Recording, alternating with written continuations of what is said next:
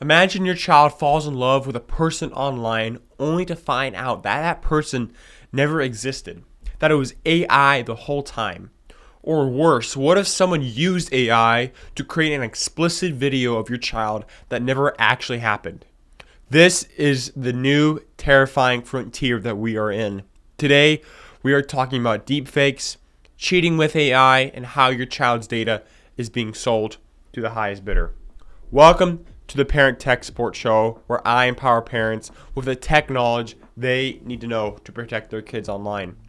My mission is to demystify parental controls, share practical tips, and reveal the tricks kids use so that you can navigate the online world with confidence.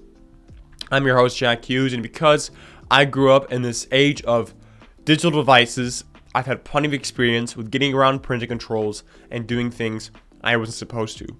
But those days are now over. Today, I use all that inside knowledge that I gained to help parents such as yourself protect your kids online. And I've helped countless parents and written books on this subject. So if you want to get on a quick call with me, if you want to learn from an expert, you can sign up for a quick, free, no strings attached call with me on my website at parenttech.support, and you can have help from me directly. But going into today's topic, which is AI and deepfakes, we should know what exactly is a deepfake. So deepfakes are AI generated images or videos or audio that look and sound real, just like a real person, but they are not. So there are mainly two types of AI deepfakes. There are the face swap, or the video and image swapping. So AI, you can take a video of someone and they can AI swap someone else's face on that person. So you can take like Donald Trump and then AI face your friend onto Donald Trump and then make it seem like your friend is addressing the country, talking about, bombing Iran or something like that. But there's another form of AI deepfake, which is voice cloning or cloned messages. And so this essentially uses AI to mimic someone's voice to create fake audio. So you can, let's say you get a call from someone and it sounds exactly like Barack Obama. I don't know why I'm using presidents for my examples, but let's say someone sounds exactly like Barack Obama, but Barack Obama is not going to be calling about you winning some special prize or something like that. There's a good shot that, there's a 100% chance that voice that they're using is a AI voice. It sounds exactly like Barack Obama. I've seen ads on YouTube, on Instagram, mimicking the voice of Joe Rogan. It sounds exactly like Joe Rogan marketing their product.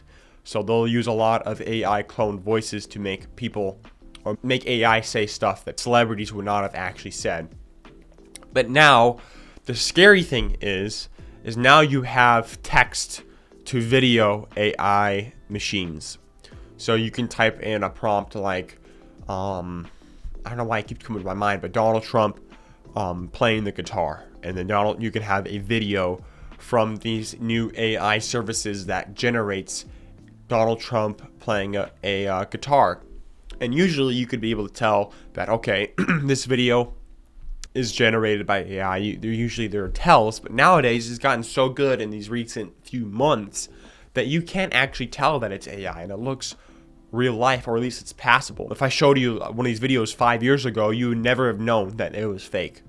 So these new models allow people to type a prompt in and get similar grade footage, cheap, fast, and anonymous. So the two services that are used is Sora, which is by OpenAI, and Runway, which is powered by Google. And so a lot of this is fun. A lot of this is fun to make your favorite celebrities like Will Smith or something say outlandish stuff or do crazy stuff. But there are also a lot of harms and dangers when it comes to AI deepfakes. For one, especially when it comes to kids, you have emotional manipulation and AI catfishing. So kids today are falling in love with their AI generated girlfriends. So essentially these AI services will pretend to be your girlfriend for $10 a month.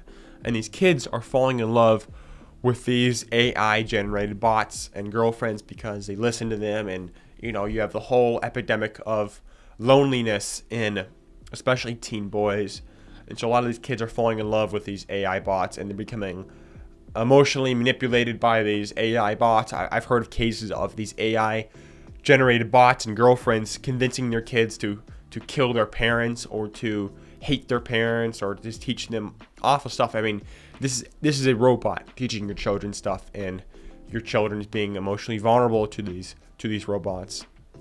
And that's because these bots say exactly what your child wants to hear, and they build fake relationships with them. And of course, this is an unnatural relationship. This will cause depression, heartbreak, isolation from real relationships. And I know it might sound funny, and I to be honest, I laughed at this case when I first heard it. But there's a story recently, I can't remember what news station published it, but I'm sure if you give it a Google, it would pull up. But this man who fell in love, and I believe he either married her or it, or was going to marry it. And he essentially fell in love with one of these AI girlfriend bots. And eventually, these bots, like every 90 days or something, they do a complete reset, and they reset everything. So this man fell in love with this AI robot, and then it reset itself, and then he was literally heartbroken and crying about it. And he got interviewed by some major news source. So that's a funny video to laugh at, but yet it's still scary knowing that kids who are less knowledgeable of this sort of stuff can also fall victim to these AI girlfriends. And these AI girlfriends are also very sexual and will tend to degrade your children in that manner as well. It's a whole other topic that we can get into, but I should move on to the next problem with AI deepfakes. And that would be number 2. Sickos will use AI, or predators will use AI to make, or use deepfakes to make child porn. It pains me to say this. Many people have used AI deepfakes to create child porn, and they argue that because it is made by AI, that it's not real child porn. And I mean, it takes one photo of your own child, and then AI tools can generate inappropriate videos or photos of them. Now, governments across the country, at least in the U.S. and across the whole West, have started to recognize this and have started to update their definitions for child pornography to cover AI porn.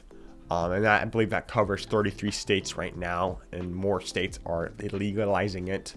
But again, just because it is illegal does not stop at all, and it's still legal in some states. So again, there's another problem with deepfakes. But sort of related to that child porn stuff, it leads into our third problem with AI deepfakes, and that is people using these AI generated videos of kids and using that with blackmail. There's a epidemic going on right now called Sextortion, and essentially what it is scammers are getting inappropriate videos or photos of kids, and then they're blackmailing the kids, telling them to send them money, or else they're going to release these sexual explicit videos to their parents or to their school or to all their friends. So that's really bad. Blackmail of sexual content in of itself is already really, really bad. You can also check out my podcast. I did a whole podcast on Sextortion that will talk about it.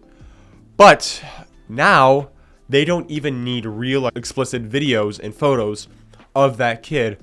All they need is one photo of your child, and then AI can make nude versions of that photo, and then they can scam or they can blackmail that child for those videos or photos that they never actually even made. And you might think this will never happen, but just one case that I was able to find pretty easily was about a 17-year-old boy named Elijah, and he committed suicide after scammers threatened to release AI generated nudes of himself until he paid them, or unless he paid them money.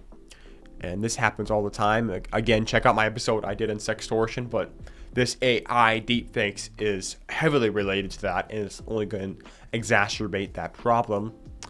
Now, another problem with AI and all of these deepfakes is how your child's data is being collected and managed. So AI tools make money not just from subscriptions, but from selling user data to advertisers and data brokers. OpenAI and Google is not letting you use their chatbots for free out of the goodness of their heart. They want to benefit from that as well. They want to milk you for money. And so they sell the data that they get from serving you AI to advertisers. So that could include your age, your gender, your location, what your child or what you type into that chatbot, voice samples from voice to text, screenshots, and all your uploaded files and photos. And that data doesn't just disappear on these chatbots. It can be used to target your child with ads, target you with ads, and that can influence your behavior and even end up in the hands of foreign governments or malicious actors like those online predators. And I believe there's a whole database that people can go on like the dark web to find stuff like that. And in fact, this problem was such a big deal when I was researching for this podcast that I'm actually going to do a whole nother episode about how your child's data is being used for ads and other malicious things. So stay tuned for that next week, and I'll be releasing that.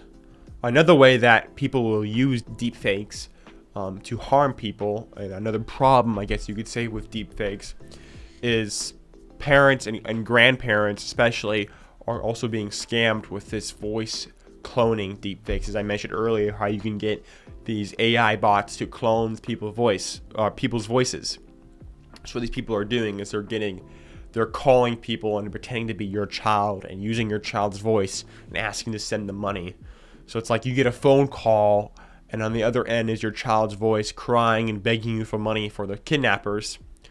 And many parents or many grandparents and older people who don't know much about AI will instinctively just send them money and try to hope for the best. And these scammers are really convincing, and they know how to get money from their victims. But in reality, even though their voice sounds really frantic and the AI makes a good job, in reality, there's no kid in danger, and it's all just using AI deepfakes. So there's another problem with AI and deepfakes. So I just spent the last 15 minutes of this podcast here, or this 10 minutes of this podcast, and I just spelled doom and gloom for everyone about AI. I talked about child pornography. I talked about scammers using your child's voice to get money. So you might be scared, and I would be scared too. But there are some stuff as you, the parent, can do to protect your child from all of this. So, and that would be blocking the deepfake generators on iPhone and iPad. So you could use screen time to block all the AI websites and apps. You can navigate to their screen time, go to the internet filter, and toggle that on allowed websites only. Delete all the AI apps like ChatGPT, like any of the girlfriend apps they might have. Like Character AI is one of those apps. There's a dozen others. I'm sure you can Google that. Delete Google Gemini. And then a really important step after you delete these apps is to make sure they can't just re-download these apps. And you can do that with screen time and block them from re-downloading these apps and being exposed to these AI deepfake services. Now, you might need help with all of that, and you might want peace of mind to know that your child is not accessing these deepfakes and not falling victim to this sort of stuff, and you need help from an expert. Again, you can go to my website at parenttech.support and schedule a free call with me, and I'll work with you on how we can best protect your child from all this stuff. And it's super easy, just quick sign up. Another option you can do is using router level, so Wi-Fi level security. So you can potentially set up parental controls on your router. And if you can't set up parental controls on your router, you can also get a service called CleanBrowsing, which plugs into your DNS. And that blocks, you can to block all the AI stuff and the deepfake stuff. You can also do OpenDNS. I believe they even have a special image nudity filter. so that every device at home is covered, but I might be wrong on that. Now, I also just released a whole podcast. I believe it was 2 weeks ago. I released a whole episode on router control. So if you want more help with that and more information on that, check that out as well. Again, you can also email me and ask me any questions with that if you would like. Another benefit with using router level controls is that blocks, again, as I said, every device in the home is covered. Even the school Chromebook that they bring home from school that might not have parental controls on it, or burner phones that kids might bring in, like I had a burner phone growing up. Another option you can do to also protect your child is by using school level countermeasures. So talk with your school, have them set up restrictions for their school network as well, and the devices that school uses, so that they can't access AI. And I'm sure school would also be very interested in setting up AI countermeasures, just because AI is used to cheat in school very easily. So I'm sure schools themselves will also be interested for their own reason to block AI and deepfakes. And I even worked with schools in the past to help them set up restrictions on the network level. And finally, keep your child's data private. Don't be flaunting it around. Don't be sending photos to everyone. If you have them up on Facebook, maybe make sure it's not very revealing. You don't want your child's data getting out there, especially when they're still a minor. So you want to keep that low so that predators can't just, find them on social media and use these AI chatbots to do terrible stuff with. But AI and deepfakes can be very harmful when used by malicious actors, just like a gun can be very harmful when used by evil people. But with the right restrictions and conversations and steps in place, its effects and its negatives can be mitigated greatly, and its benefits can only be used. Again, if you need any help navigating this tech world from a professional, book a call with me on the website at parenttech.support. And of course, that will be linked down below in the show notes. And share this podcast with anyone that might find this helpful. And that's all for today. I'll see you next week on the Parent Tech Support Show.